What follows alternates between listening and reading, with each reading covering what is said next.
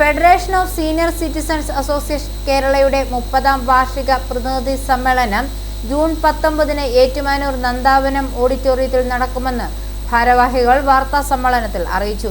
കോട്ടയം ജില്ലാ കമ്മിറ്റിയുടെ സഹകരണത്തോടെ senior citizen welfare association Ettumanoor യൂണിറ്റാണ് സമ്മേളനത്തിന് ആതിഥ്യം വഹിക്കുന്നത്.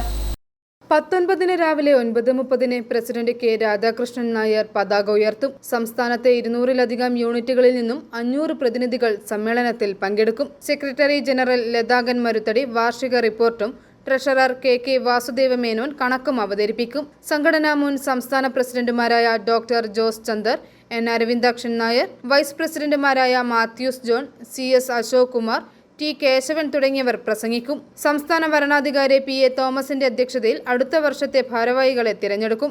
വയോജനങ്ങൾക്കായി മെഡിക്കൽ സൗകര്യങ്ങളടക്കം എല്ലാ സജ്ജീകരണങ്ങളും സമ്മേളന നഗരിയിൽ ഒരുക്കിയിട്ടുണ്ട്. Federation of senior citizen association of Kerala എന്നാണ് സംഘടനയുടെ പേര്. അത് 1996 തിരുവനന്തപുരത്ത് രജിസ്റ്റർ ചെയ്ത സംഘടനയാണ്. വയോജനങ്ങളുടെ ക്ഷേമത്തിനും അവരുടെ പ്രശ്നങ്ങൾ കൈകാര്യം ചെയ്യുന്നതിനുമൊക്കെ വേണ്ടിയിട്ടാണ് ഈ സംഘടന രൂപീകരിക്കുന്നത്. ഇതിൻ്റെ 31ാമത് വാർഷിക സമ്മേളനമാണ് ഏറ്റുമാനൂർ വെച്ച് നടക്കാൻ പോകുന്നത്.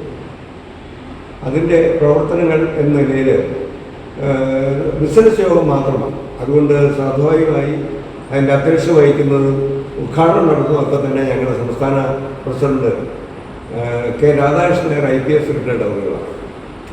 ഞാൻ അതിൻ്റെ കഴിഞ്ഞ ടൈമിലെ സംസ്ഥാന പ്രസിഡന്റായിരുന്ന ആളാണ്.